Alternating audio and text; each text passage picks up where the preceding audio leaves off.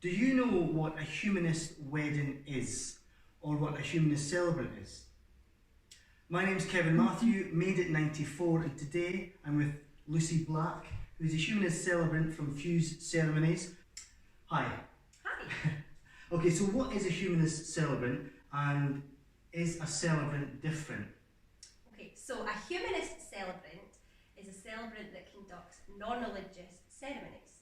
A celebrant is the term, basically somebody that stands up and conducts ceremonies. So Okay. that could be a registrar, could be classed as a celebrant, that is the term. But us as humanists, we are referred to as humanist celebrants. And would a couple choose a humanist for a religious or a non-religious ceremony? So couples would choose humanists for non-religious ceremonies. We conduct non-religious ceremonies for folk that are non-religious, Yep. but also couples that may share different religious sort of beliefs. So it gives you that medium sort of come together, and you can include religious content, but that would need to be done after all the legal aspects have been covered of the ceremony. And on the legal aspect, is the ceremony legally binding?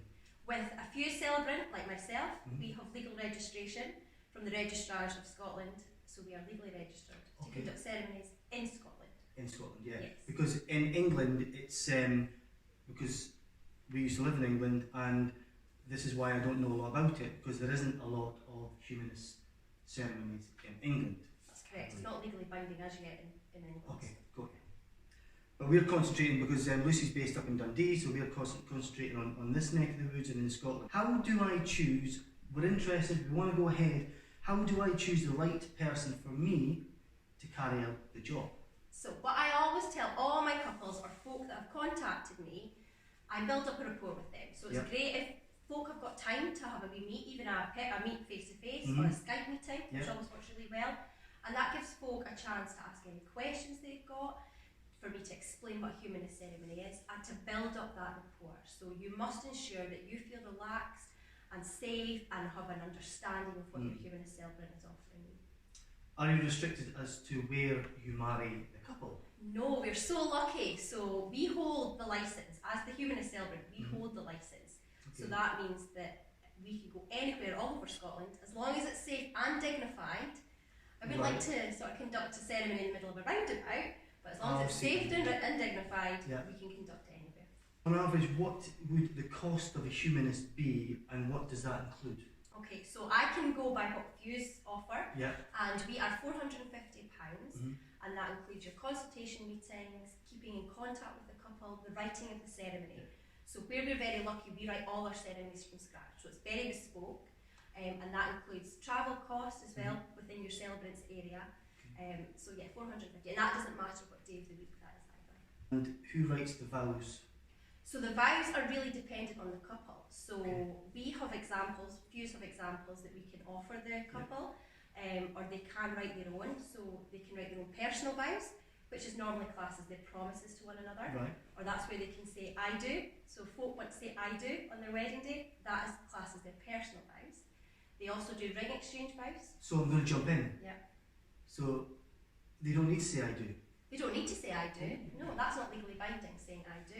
Right. That's the couple's choice. A lot of couples like to say I do, because that you just think of a wedding and think that's what you say on a wedding day. But if folk write their own vows, then that's normally just promises to one another.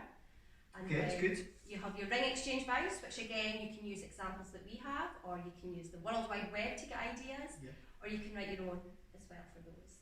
The only ones that you have to use from the Fuse point of view, because we are registered as humanists, you must use there's four choices for your legal vows, and you have to choose an option of those, and you cannot edit the wording. Right, okay, so that's got to be exact. That's got to be in, and you've got to do legal vows. And do you have examples that we could put on? So I've got examples, and I always send my couples examples. So once I've conducted a meeting, I always link in sort of vows and things like that as well. Excellent. And same-sex marriages?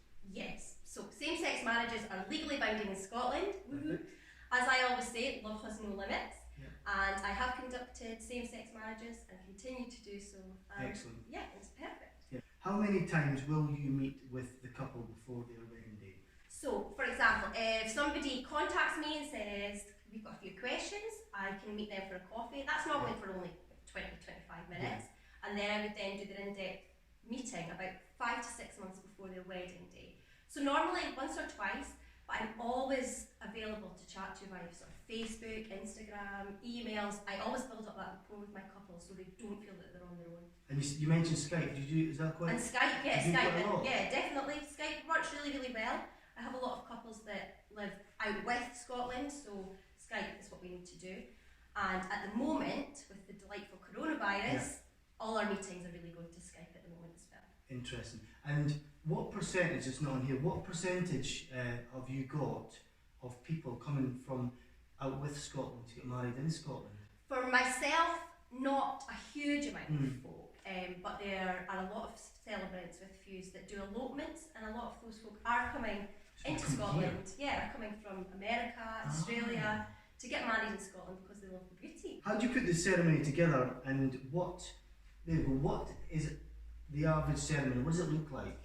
So when I meet my couples, I can explain everything that they can include, but the choices are all there. So I always ensure that I'm not telling folk what they should have.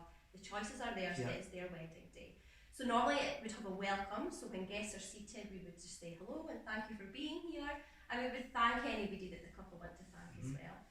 Couples can include things like reading and poetry if they want to do that, and that can be either myself that reads that, one of them, or they can have a guest come and do that as well.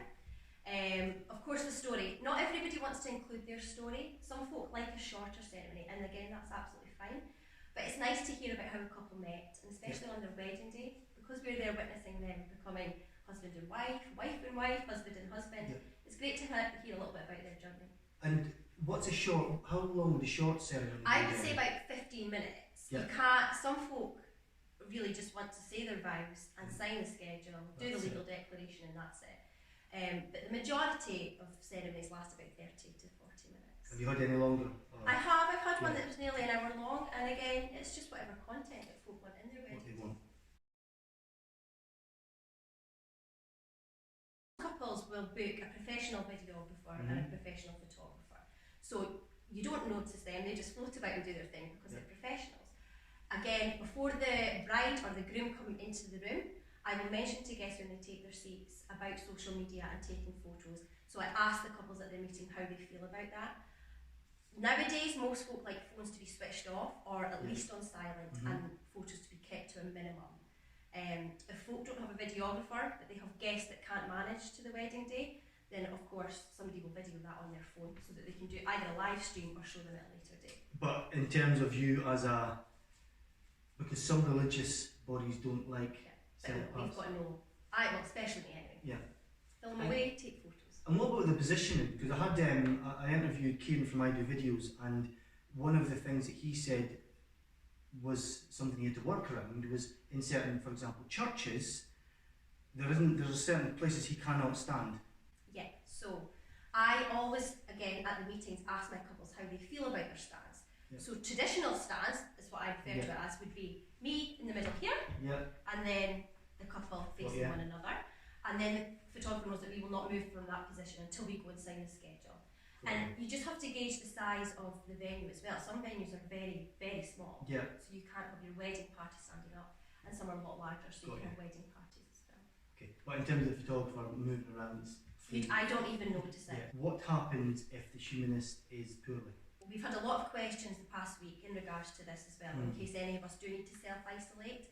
There is a backup procedure with fuse. So there are over 40 celebrants that work for fuse now, and if one of us were to go off sick, if I was to be sick at any point, there would be somebody there to step in and do the same script. We upload all our scripts onto a database that we can all access, so it would have the same ceremony, just a different face.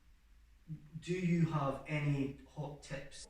Thinking about booking your wedding and moving forward with your wedding, I really always advise when I'm at wedding fairs, for example, folk will come over and they'll ask a few questions about a humanist ceremony and whatnot and what to book. So once you have secured either a date or a venue, your date, your venue, even if you're getting married up a hill and you need somebody to legally marry you, think about your celebrant, because we book up so far in advance. Remember, if there's anything else you need to know about on your journey towards your wedding day, there's a list of videos that's going to educate you Everything from your photographer, the questions you need to ask your photographer, your videographer, Humanist Celebrants, to makeup, to hair.